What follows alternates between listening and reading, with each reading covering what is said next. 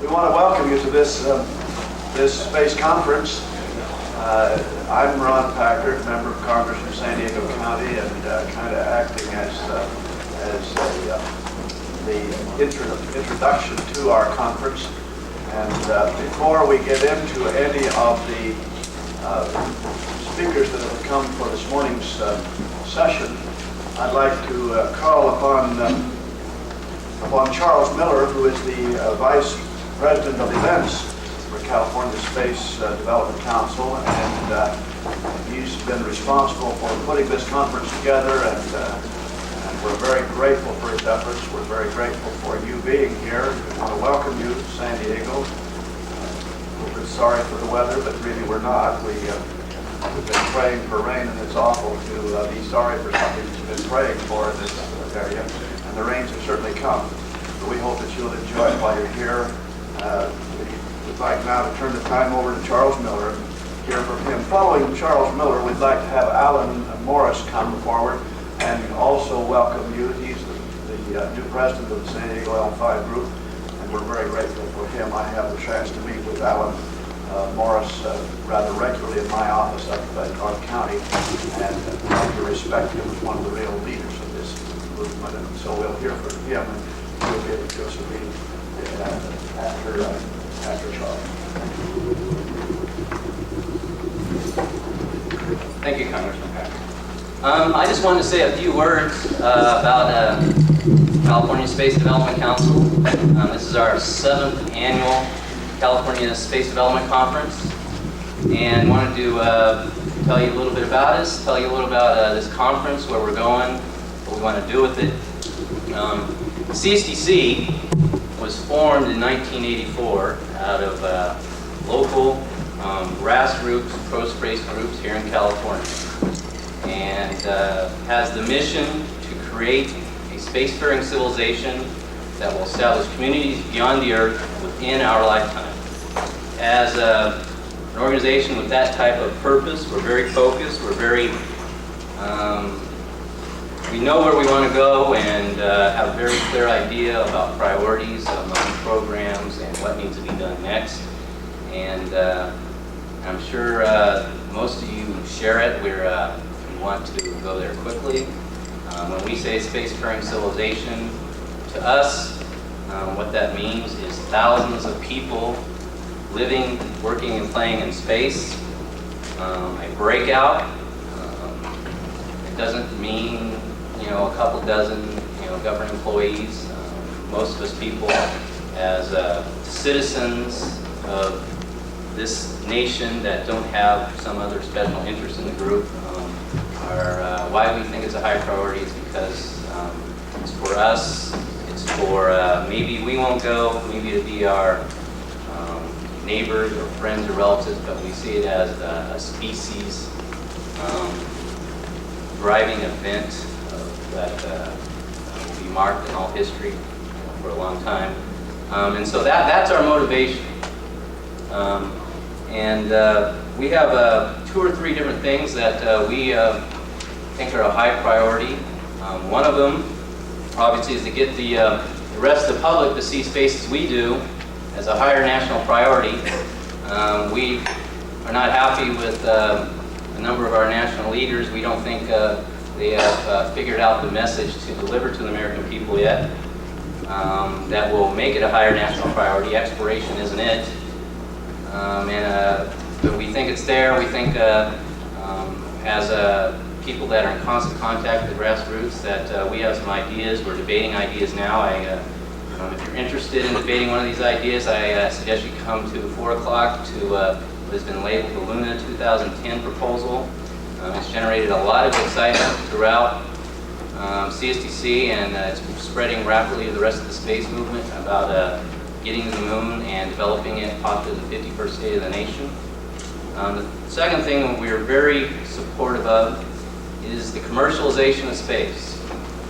From both the demand side and the supply side. On the demand side, we need to create markets that can have a return on investment for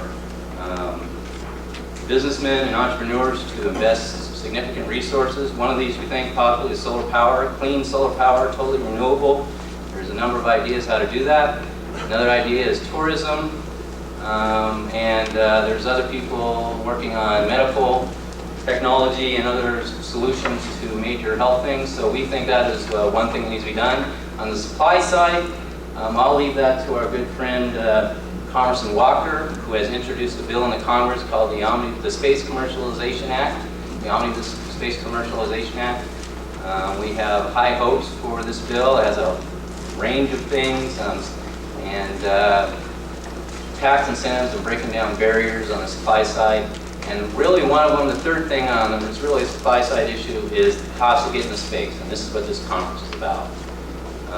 For whatever reason, whether you support humans in space or probes to Pluto or to interstellar space or whatever, bringing down the cost of getting into space is critical. And so that's why we put on this conference. This conference, for the first 6 years, was internal. This is a test case. We wanted to have a product to test it on a smaller scale to see if the public and the rest of the nation responded and focused on launch issues. And I am happy to say that it's been positive. We're happy with the result here. I hope you're happy with it. It's our intention, if everything goes well here today and tomorrow, to do this in the future. And we want to expand it, grow it, and make an impact on the launch issue. And if for those of you who are involved in other organizations, government agencies, corporations, nonprofit organizations, we are going to be interested, if you are, in speaking about future conferences. We want to talk to you about making an impact. So please come and talk to me sometime this weekend. I would be interested in talking to you. And so I want to thank you. I hope everybody here has a great time. If you have problems or if you have things you really like, please let me know. Thanks a lot.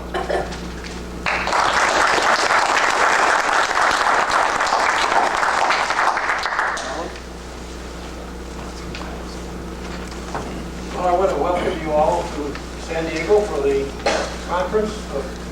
My name is Morse. I'm the new president of San Diego L5. I wish to apologize for the hotel. We had some unexpected things happen, you might say, when we signed up for this. But I think we've got it all straightened out thanks to our committee that have developed this conference, Clint Webb and Mary Ann Billingsley. Are you there, Clint?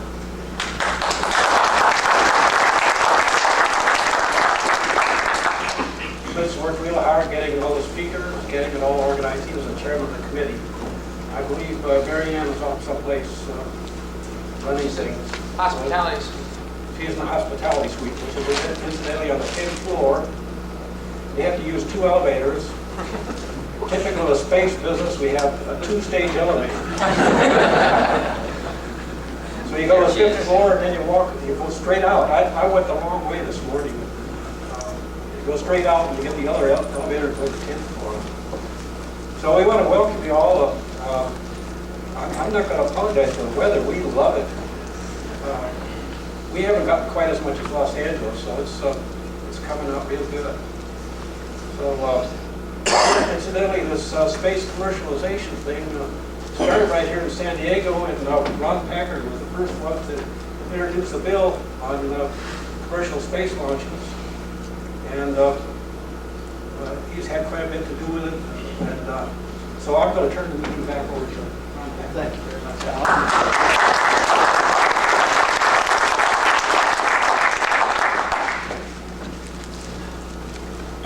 The next gentleman I wish to introduce to you as our speaker and our opening speaker this morning has become a very, very dear friend of myself, but very much a dear friend of all of you who are involved and interested in space. Bob Walker is one of the real giants of the space program in the Congress.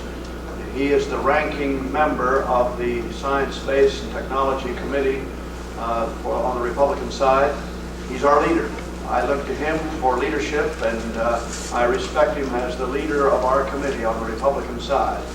We have a very good committee, incidentally. It's a bipartisan committee, I think, as committees go in Washington. George Brown has become our chairman on the Democratic side, and George is, I think, a very committed member of Congress to the space program and to science and to research.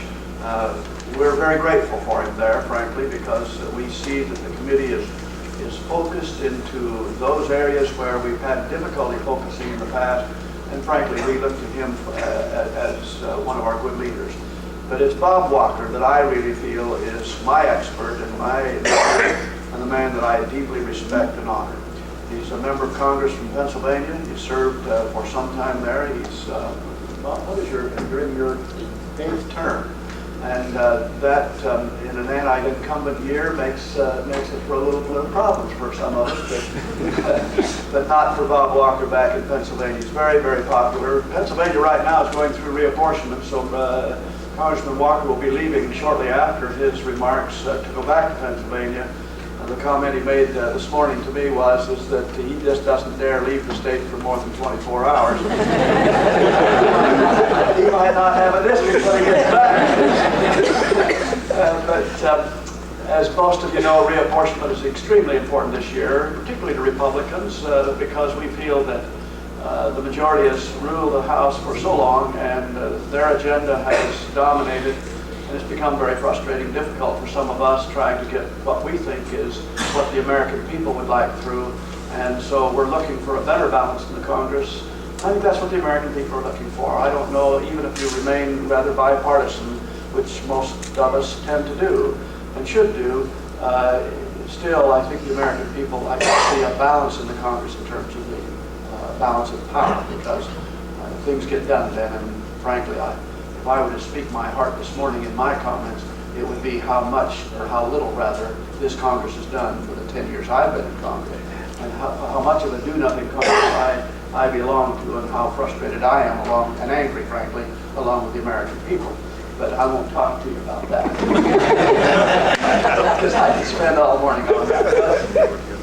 Bob Walker has been the leader in the commercialization of space also. When I was approached by the L5 group here in San Diego to introduce legislation a couple of years ago, the first person I went to was Bob Walker to review the concepts, review the language, and ultimately to get his input.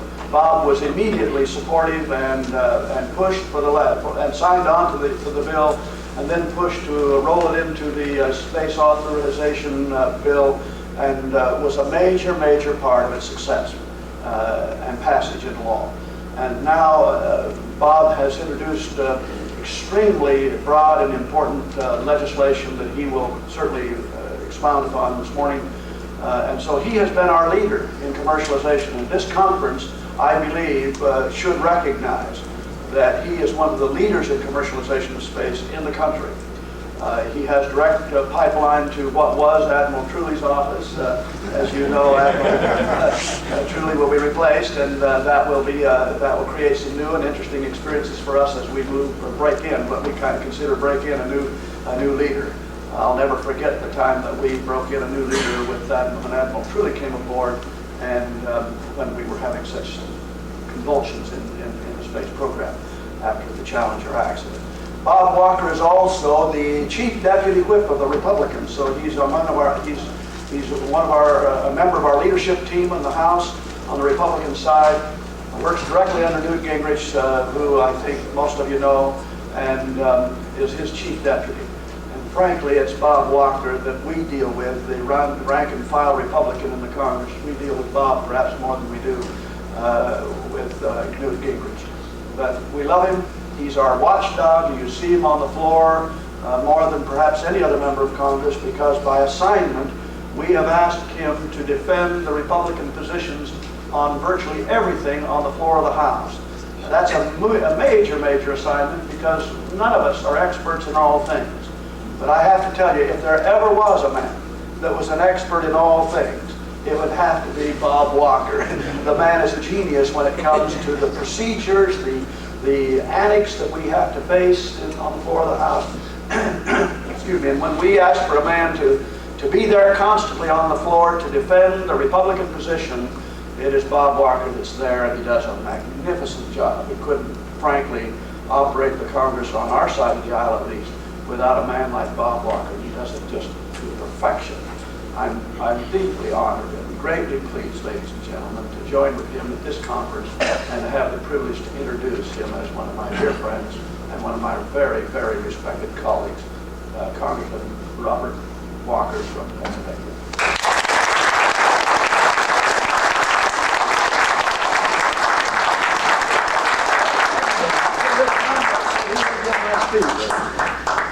Well, thank you very much, Ron. An expert in all things. I'll tell you, I may use that quote in my campaign brochure. I'll campaign for All right. that. I appreciate that and appreciate the nice introduction and the opportunity to be with you today. I want to begin by basically praising the group for their foresight in having this hotel be the site of your conference. Here we are in an institution building for the future, just like commercial space. And, so I think that shows real foresight. And you know, if you kind of think of the 8th, 9th, and 10th floors as low Earth orbit, this particular hotel has its own version of the German Sanger program. You know, a couple of elevators get you there. It's real nice, and I enjoy the opportunity to be with you. Well, I'm going to talk to you a little bit about space commercialization, and I enjoy taking up that topic with some people who actually are not only interested in the field, but see themselves as real practitioners, because I believe that is a field of absolutely unlimited potential. And space itself is the place where humankind can look as the frontier of unlimited potential. But certainly this is the place where we can become, as Charles put it earlier, a spacefaring civilization. But I will tell you, if you're looking to become a spacefaring civilization as a part of a government program, or as a part of a government spending stream, forget it. Not going to happen, folks. The Augustine Commission just a few months ago recommended that what we ought to have is a 10% increase in the NASA budgets over the next several years just to meet the minimums that NASA would require in order to do the program that was already in place. We're not going to get anywhere close to that. This year, the President has come forward with a budget that increases NASA 6 to 7%. The space station gets above the 10% mark. It gets up to about 11%.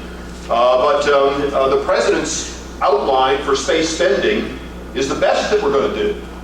By the time that gets out of the Congress, it will be cut down beyond those figures. And we are not going to see anywhere close to the 10% growth that the Augustine Commission said was necessary. Now, when you understand that that is not just the present, that's the future, then you'd better find some ways to get some money into space that's not coming through government spending streams. And the way that we're going to do that is by getting more commercial activity in the space field.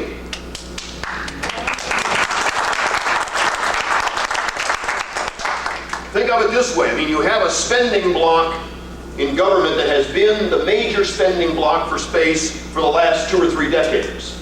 And let's say it's yay big. Well, I will tell you, it's not going to go very much further.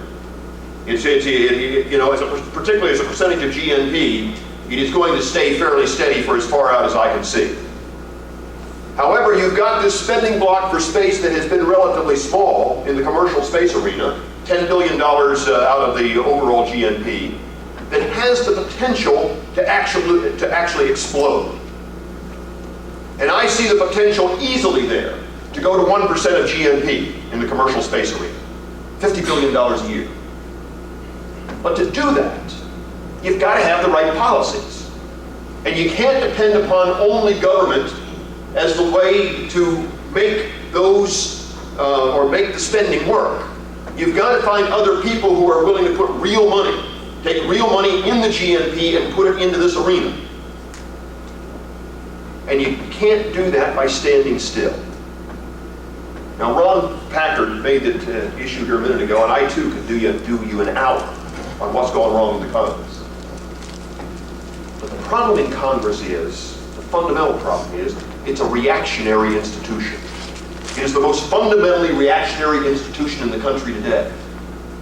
And I will tell you the reason why is because Congress can't act, it can only react. It does, we're always a couple of years behind the curve. I mean, finally, Congress and government is acting on the recession. How nice. The problem is that we're reacting based upon economic statistics that were generated at least 6 months ago and probably have no relevance to the present. And we always do it that way. And 6 months is a short time frame. We're usually acting 2 years. We're taking experts' advice of 2 years ago and trying to apply them not just to the present but to the future. And no wonder we end up with such a mess. Well, that happens all the time in the space arena. We simply can't get ahead of the curve. And somewhere along the line, we've got to begin to think in terms of programs that get us well out ahead of the curve so that people can begin to think about what the future looks like, not just what the present looks like, or how to project the past into the future. We've got to get beyond the status quo. Now, Congress is not a very good place to do that. But I would submit to you that we might be able to get the rest of society to do it if Congress would simply open the door a crack. And that's what I've tried to do with the omnibus commercialization approach, space commercialization approach that I've introduced in the last couple of Congresses. I introduced it in the 101st and now in the 102nd Congress, expanding the concept a little bit more each one. Now, I have Ron Packard to thank for a goodly portion of what went in the bill in the last Congress and a goodly portion of what went in the bill in the first in this Congress, because what I did was picked up on a lot of the ideas that he has introduced, and I included them as a package of proposals that are largely within the jurisdiction of the Science, Space, and Technology Committee as a portion of this overall package. And in addition, what I have built on top of that is a series of tax incentives designed to get the investment community actively involved in the future.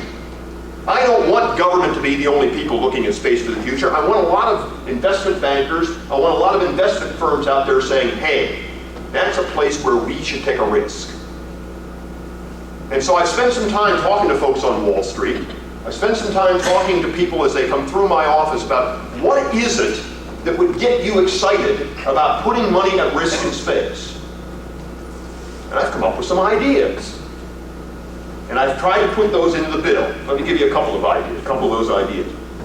One of the things that I do is talk about setting up commercial space zones. They would operate a little like a free enterprise zones, or like enterprise zones, where in fact you can operate within there without bearing major tax burdens. And the reason why I set those up is so that you can bring products back from space that you've made in space and have them come into the country and be tax-free. Now, when you start talking to investors about the fact that they can make tax-free profits, a lot of them begin to say, wait a minute, whoa, now there's an idea. Not only do they think in terms of products that are now out there, they begin to say, whoa, I could find some clients who would begin to think in terms of products that they might now on Earth, that they'd like to find a place for in space, if they can do it tax-free. And what it does is generates a whole host of thinking beyond anything that they have done up until now. I would also put into that commercial space zone stock to finance the building of the space zones in the first place, so that you get people thinking about creating these zones, not on the government dole, but creating them themselves using tax-free status in order to get it done. And I see these zones operating in nearly every state in the Union. I would create, as I said, tax-free treatment of the income derived from these space zone enterprises, so that once you established your business within that space zone, and you were operating and building products or making products in space, you could bring it back, and the profit from that would be tax-free to you. And I would also have tax-free treatment of municipal bond revenues used in spaceports, so that, once again, the people who are now out there thinking about creating spaceports would be able to get these with tax-free, would be able to build with tax-free municipal bonds. Now, the problem with a lot of those concepts is they don't come to Ron's and my committee. Most of those are over in the Ways and Means Committee, and the Ways and Means Committee has not exactly thought in progressive terms about space up until now. Take a look at what Ways and Means Committee is doing on the economic program right now, and you know that they can't, they have a hard time thinking beyond next week. The fact is that that's where some of this is going to have to take place. We're going to depend upon some of you to begin to make the issue so that the Ways and Means Committee thinks they have to address it. Now, here's the lunacy of what happens in the Congress. When I suggest this to some of the Ways and Means people, they say, oh my goodness, you couldn't do those things. And I say, why not? And they said, well, the government would lose all kinds of money.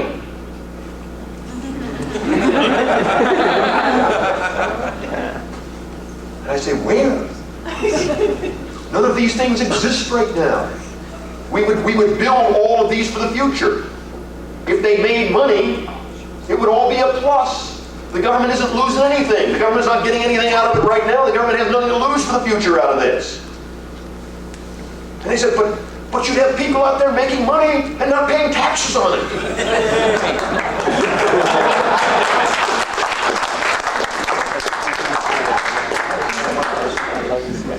And I say, isn't that terrible?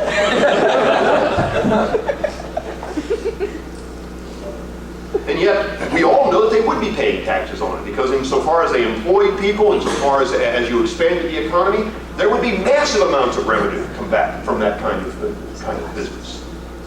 And so the government would end up a total winner out of all of this. Society would end up as a winner, and we would indeed be moving down the road toward a spacefaring civilization, because you would have far more than the government involved in the enterprise. And so, that's the reality of what we have to create, but you've got to create some kind of public sentiment to move in that direction, or Ways and Means Committee will find it difficult to act. Now, thank goodness, there are some other things we can do that go beyond the jurisdiction of the Ways and Means Committee. Some of those are within the jurisdiction of the Science, Space, and Technology Committee. As a matter of fact, a substantial portion of them are. We held some hearings last July on some of these issues. I thought they were a very good set of hearings. I thought we got some very valuable information out of them. And most of the hearings were held upon aspects of Ron's and my legislation that had already been in law or was proposed to be put in law. And Ralph Hall, the chairman of that subcommittee, chairman of the Space Subcommittee, thought that these were so good that he took most of our bills and put them into his own bill and introduced that with a few modifications of his own. But it was so close to what I had introduced and so close to what Ron has been talking about that I co-sponsored it. I thought, good heavens, if they're willing to move this direction, I'm willing to be a part of it. Let me give you some of the things that are in there. He will take most of Ron's Commercial Space Launch Act and extend that, reauthorize it. There would be an extension of the government launch insurance program. There would be identification of the excess government launch assets with the idea that once we can identify all of those and what's in excess, we can make that available to the commercial markets at far less cost. But first of all, we have to get out there and decide what is in excess so that we can make that available in the commercial marketplace. There would be a creation of termination liability insurance. You would have the use of commercially available goods for NASA procurement. Instead of custom designing virtually everything that goes into NASA programs, it's high time that they begin to reach into the marketplace and buy that which is already there. You would have the use of government launch facilities by the private sector, so that we don't hold these exclusively for only NASA activities. That we would find a way to accommodate the private services in government facilities. You would have the protection of proprietary information development under Space Act agreements. We would do establishment of a Commercial Space Achievement Award. That is primarily to find ways of encouraging people to think in terms of what they might be able to do as a way of getting awards. It goes back to the old aviation programs, where we had awards for people to achieve certain goals. This would be the same kind of thing.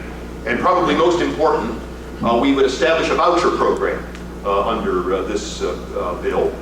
And that is one that I think has the potential of truly lowering the cost of space launches, the principal theme of your program here. The launch vouchers would work this way. They would aid the development of the commercial launch industry. In my mind, they would bring competitiveness to the launch field by increasing the economic choices that the scientific community has available to pursue. And it would increase the pool of expertise in the launch field. Essentially what the concept is instead of having the people in the science field go out and or basically come into NASA and tell NASA what they want to do and get NASA to approve a flight for them, what we would now have is we would give them a voucher and allow them to shop around for the launch services for their particular scientific experiment. And instead of having a one-dimensional kind of program, you would have a multi-dimensional program. And you would assure them that you would get a lot better competitive pricing as a result of their use of the voucher system. I got to tell you, though, that in all these cases, in what we're doing in our committee, in the potential of getting something moving in the Ways and Means Committee, you in this room will have to form the base of the public input Congress needs. None of this will get done unless there is some public expression of support for these kinds of proposals. And we're going to need your help over the next several months. I think we've got a very good chance of moving something out of our committee. I think that probably has a pretty good chance of passing on the floor. I'm a little less sanguine about what happens to it in the Senate. But I think there's even a potential of moving it through and getting all this passed into law. We always run into problems with the administration who begins to nitpick us on whether or not this consists of industrial policy of one kind or another. You know, we get the lawyers down at Justice who begin to nitpick us on what this really means, and so that hopefully we can get over all those hurdles and get the Ralph Hall portion, let's say the Hall, Packard, Walker portion of the bill put into place, and then we'll begin to fight the battle over some of the tax incentives. But I think we've got a shot at that, but not without some of you telling members of Congress that this is something which is very important. For the future, though, we've got to get past that reactionary institution and begin to make people understand that there is not only profit but opportunity available in commercial space enterprises. That's a major selling job. It has to move beyond just this community. We have to spread it to the investment community and well beyond to Main Street America. The way in which you do that is to show people that ultimately they benefit as a nation and as a people from this. The spacefaring civilization will only come about if the American people believe that it is in their long-term best interest to have that be an American enterprise. There too, starting with this conference, you make a difference because it begins to focus America on what the potentials are. I wish you the best over the next couple of days as you understand the potentials in the field. I hope you go forward with a renewed sense of enthusiasm about what we can do together in the future.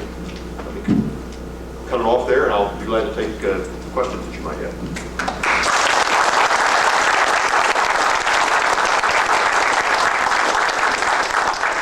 How is NASA reacting to what you're proposing? Oh, mixed. You know, they like some of what we've included in the Commercial Space Act. They don't have a great deal of problem with some of the things like turning over government launch sites to private enterprise. You know, so they would like to tighten it up more than we want to do. We want to keep it as loose as possible. But that's not bad. There is some resistance to the identification of excess government space property because they have a different idea of what is excess than we do. And there's a good deal of resistance to the voucher program because they see that as their direct link to the science community and they don't want to lose that kind of direct linkage. So we've got a good deal of resistance out of NASA to that particular program. I think that's resistance we can overcome, because as they see their funding diminishing by bits and pieces, I think they're going to be willing to look at a little more in the way of innovative programs. So I'm hopeful that some of that resistance will be overcome. In all honesty, they haven't given me much support at all on the tax side of this thing. And that's in part because virtually everything we've done in space in the past has come through NASA's front door. You know, NASA resisted us when Dick Scott's here, and he'll talk to you about the Space Transportation Office at the Department of Transportation. But they resisted us all the way on that thing. Because NASA really does believe that everything that happens in space ought to come through NASA's front door, so that they can either accept it or reject it. I think most people in this room would suggest that is not the way that you are ever going to get anything done. That is an industrialization policy for space. That means government bureaucrats are making the decision of what's important and what's not. I mean, if somebody wants to figure out a way to make hula hoops in space, why should NASA care? And but yet, you know, they would immediately say, well, that's frivolous. We can't do something of that type. Our point should be that you've got to separate out from that. So NASA sees this kind of tax treatment as being something that would not fit with its view of how space should develop. And so they haven't resisted it, they just haven't responded to it. The prime problem on that is that every time that some investment community guy, though, from New York decides that NASA is the expert in the field, let's ask them whether or not this is a good idea. They call up NASA and they find somebody at NASA that says, well, now, you know, at some point 50 years from now and so on, that may be something that we want to look at doing, but that's not real. Forget it. Don't risk your money in that kind of thing. Yeah. The SBIR program has probably been one of our more successful things. Has SS&T looked at trying to redirect some of NASA's SBIR money into real things instead of solving some of the really internal problems? Their solicitations are all directed towards things which obviously will benefit NASA, but it doesn't speak to the commercial side. Have you all looked at maybe trying to increase that money or split that program, give a little more direction for supporting people who are looking at commercial activities? Probably not enough. I mean, I think that there are a lot of us that would like to look at the whole broad range of NASA business. I mean, I'm the guy who several years ago was pushing to turn the shuttle over to commercial enterprise, and Challenger made that somewhat difficult to continue to push. But nevertheless, if you've got some ideas along that line, what I can tell you is we would welcome them. Get them to me, get them to Ron Packard, and if you've got some ideas as to how we can do that, and some of the questions we ought to be asking at the committee, please get them to me. I'd love to take a look at them. Yeah. So what kind of time frame would you expect to pass these bills? I'm hopeful that the whole bill will pass this year, and I think there's every reason to believe that sometime before the end of this Congress that we can pass the whole bill. Now, with regard to the Walker bill that includes all the tax stuff, I can't even give you a time frame on that because I don't see any desire to hold hearings. I have not yet been able to find a member of the Ways and Means Committee who will sign on as a co-sponsor to this. I would love to find somebody at Ways and Means who begins to push for it. If you've got contacts here of somebody at people at Ways and Means who you want to talk to about it, please let me know. I had some hope some years ago before he decided to run for governor that Ron Flippo would pick this up. He's the former chairman of the Space Subcommittee in the Science, Space, and Technology Committee who moved over to Ways and Means, and he was actually very excited about it, but he left Congress to run for governor, and so I haven't found a co-sponsor over at Ways and Means yet. Would it be a good tactic thing to write our local congressman and say with the economic conditions and supply of jobs out of California, it'd be nice to press for the tax incentives of the space enterprise zones to create business? Precisely. I mean, if you want to talk about a way that you can transfer some of the aerospace work that has been done in the defense field over to the commercial field, think about the idea of expanding commercial space from 10 billion to 50 billion a year, and you absorb most of the assets that are already here in the commercial space field. So, and the way that you can do it without costing the government a dime is to do it with tax incentives. So yes, I would absolutely encourage you to look in that direction. Yeah. Of the individuals you we've spoken to, are there really investors out there that are willing to shell out the large upfront R&D cost to go ahead with? If you give them the right kind of incentive, yes. I mean, there are lots of people who are willing to say that I will put large sums of money at risk if in fact the payoff looks to be very, very profitable. These are people who pick winners and losers all the time, they're willing to make a real stab at this if you give them the proper kind of incentives. But they have to be incentives well above anything which is now available in any other commercial market.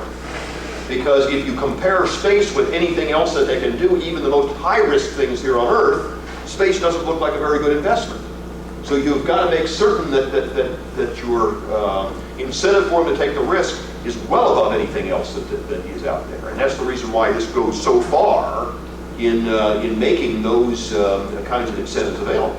Is because it causes them to step over the line. And the main thing it causes them to do is think about things that no one has thought about up until now. What I want to do is get every little entrepreneur in the country thinking to himself, gee, there are tax-free profits available if I can figure out some way to make this widget in space. And begin to think in terms of not only how he makes the product there, but how he gets there.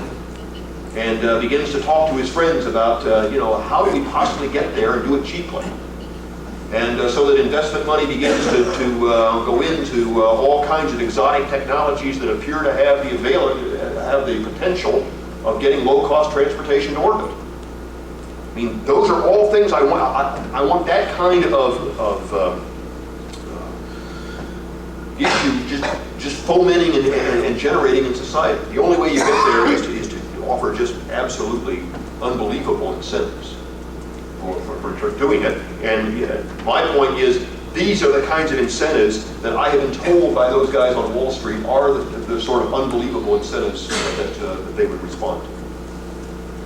Yeah. The idea of the tax-free municipal bond financing of the spaceport, how is that being perceived by your colleagues? And number two, on the priority list of what may be negotiated out of the eventual bill, where does that stand on the priority list? Is it in danger of being negotiated out of the bill as you perceive the bill might be successful? Well, again, that is a concept which is more Ways and Means oriented than it is Science, Space, and Technology Committee oriented. I realize that for some of you who are not really into the wonders of the congressional process, that all these jurisdictional disputes sound rather esoteric and somewhat ridiculous. Believe me, they are real. I mean, the moment George Brown steps over Danny Rosenkowski's jurisdiction, he's got himself real problems.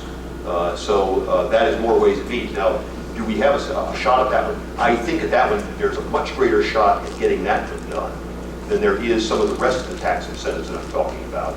Because there you have states that are already involved in the process. You've got Florida, Hawaii, and a number of others who are actively involved and have people on the ground who are promoting the spaceport concept and are really looking for the municipal bond treatment.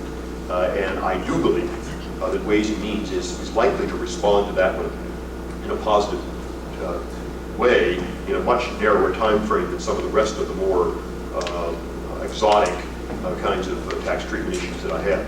Whether or not it will happen in the tax bill being run this year, I don't have assurance of that.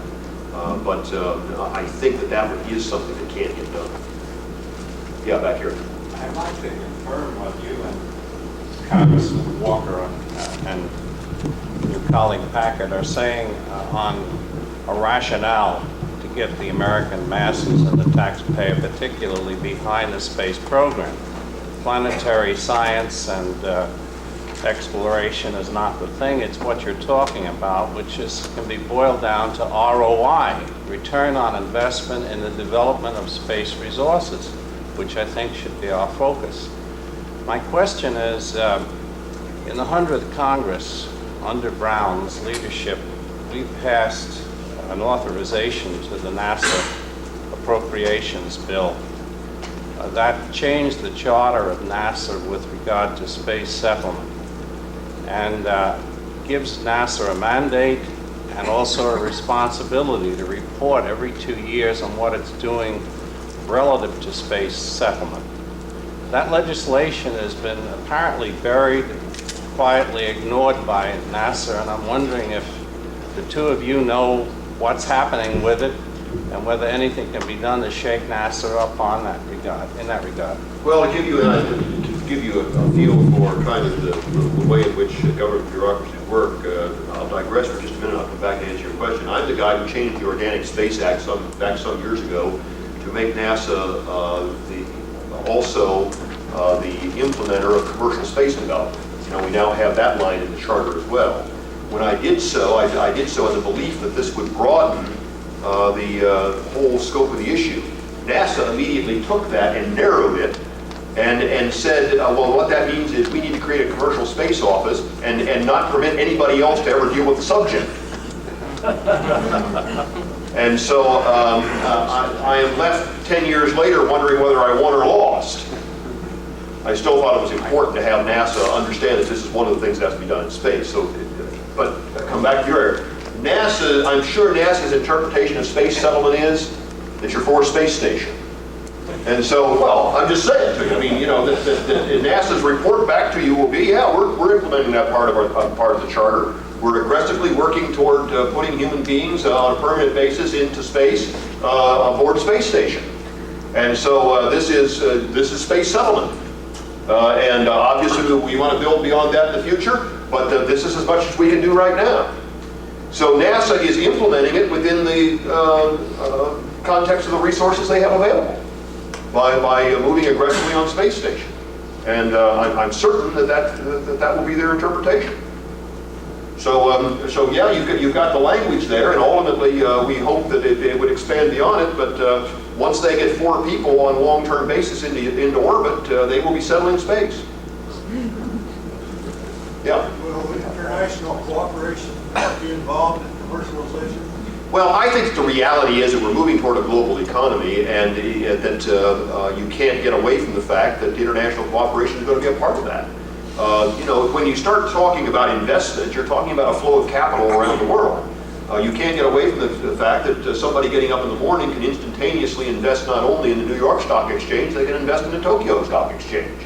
And so if you ignore the international component in all of this, I don't think that you're speaking to the realities. Now, how all of that comes about, I'm not certain. I'm not enough of an expert in those fields to know exactly how you get the blend. But I certainly think that we are probably going to want international money flowing into any enterprise of this type.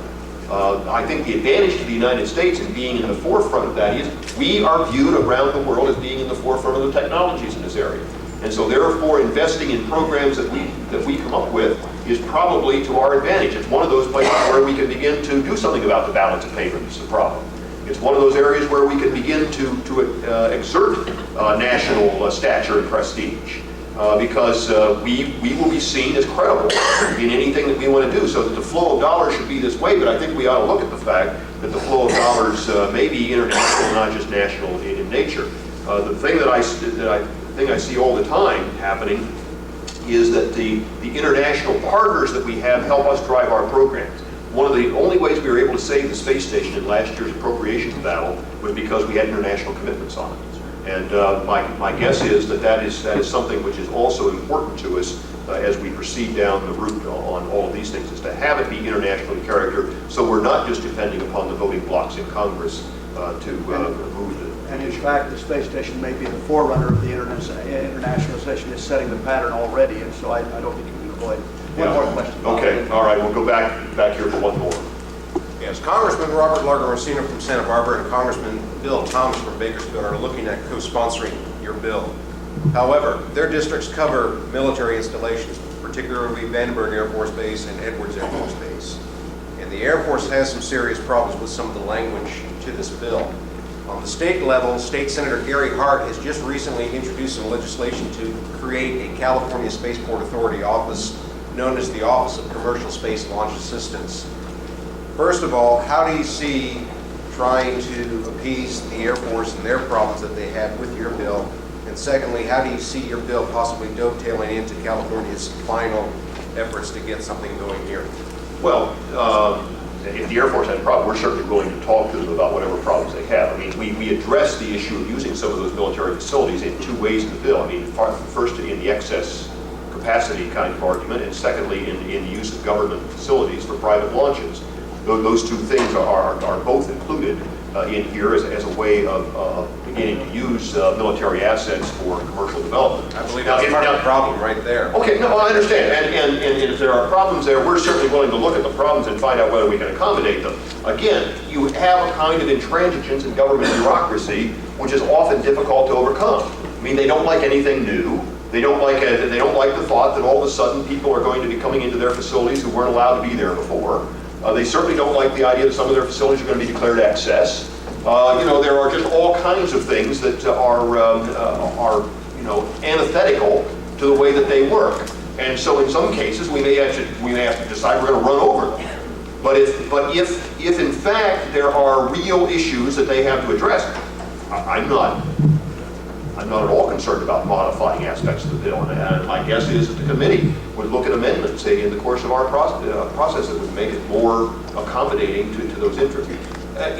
In terms of working with the states, again, if there are things that we need to do in the legislation that will make the legislation more appealing to states to move, for example, in the area of developing spaceports and developing their own laws in a way that is able to move, we're willing to accommodate that.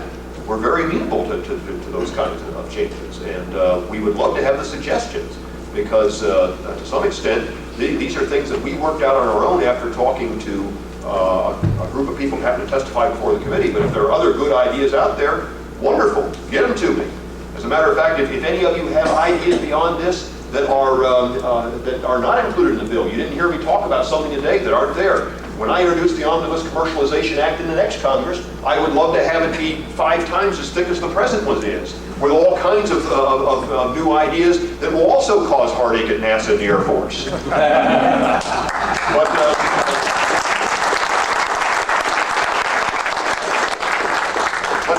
But I have to have it, so please get in touch with me and we'll move ahead aggressively from there. Thank you very much. Nice to meet you.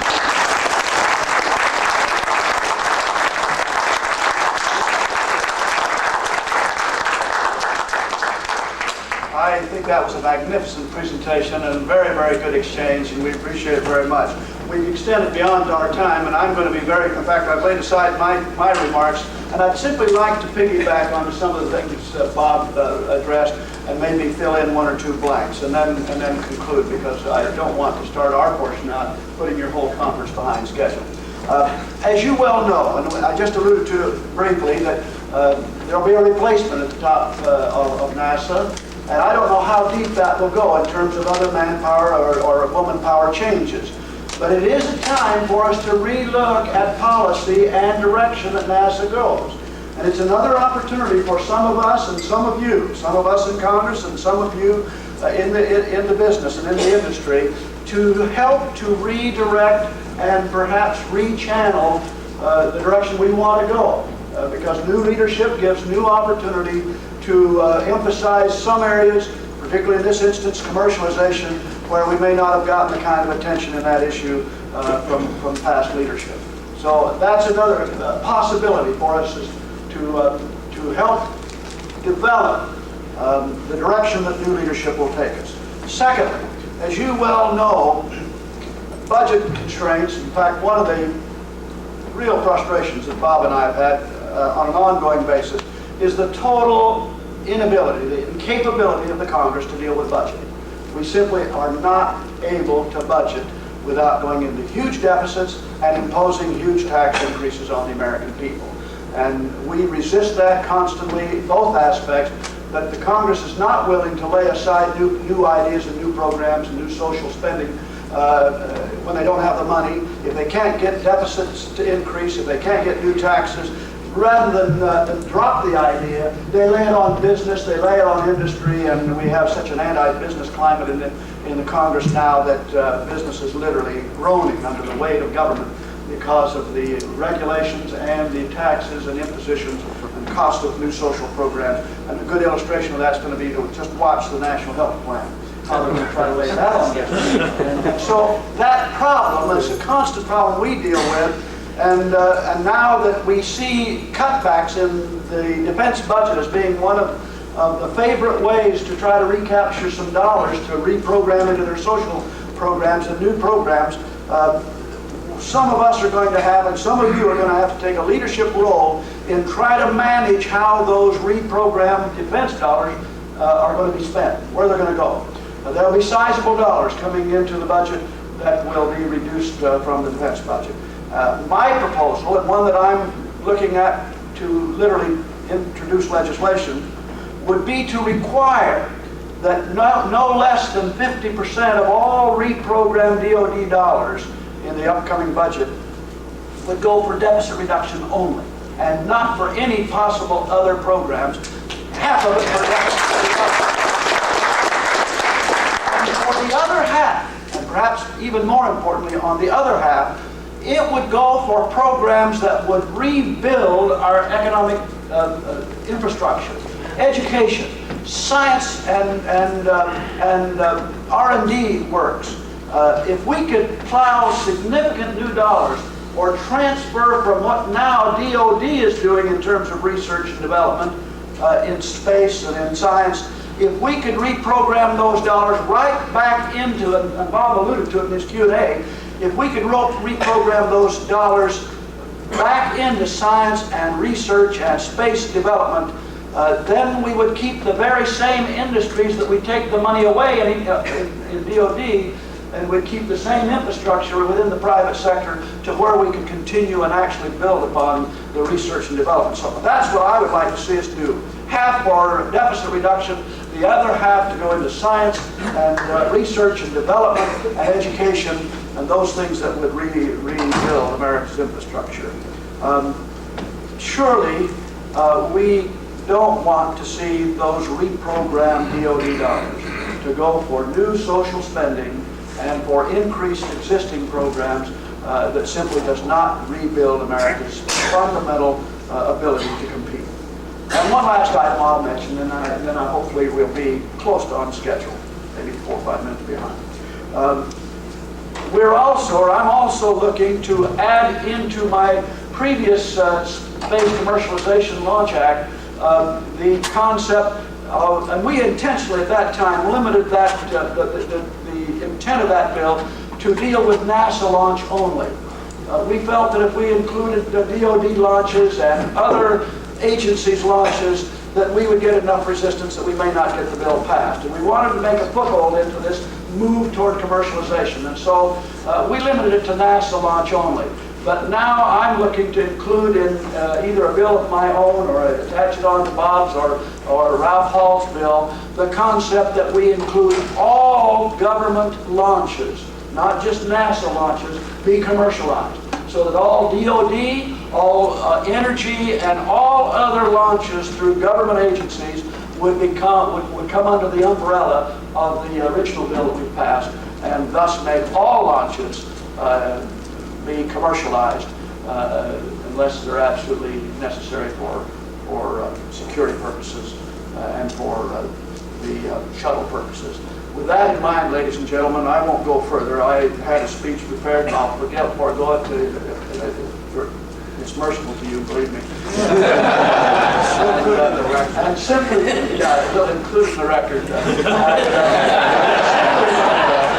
And simply say, ladies and gentlemen, and reiterate a little bit what Bob said. And he gave such a magnificent speech and such a great interchange during the Q&A that it was even tragic to have to cut it short.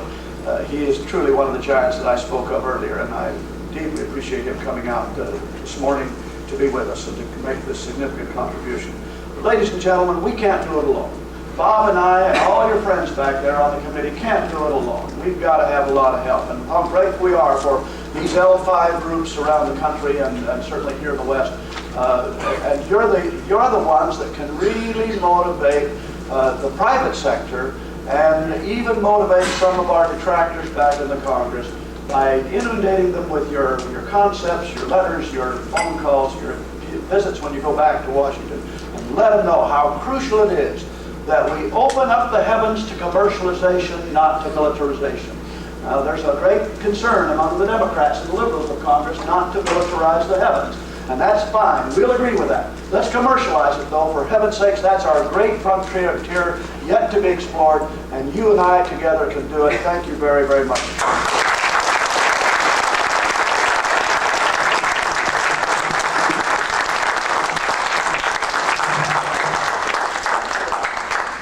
Let me simply turn this back now to your leadership, but Bob and I do need to go. I've got a meeting in Orange County that in another hour and a half, and it'll take all of that to get there, and Bob's got a little further to go. But They're taking my district away from me as I sit here. the last man we would want to lose in Congress is Bob Packard. So we're sorry we need to leave, but we deeply appreciate your conference. We've looked over your schedule. We're proud of what you're going to be discussing. You're right on target. Stay with it, ladies and gentlemen, and thanks for your help. Thank you for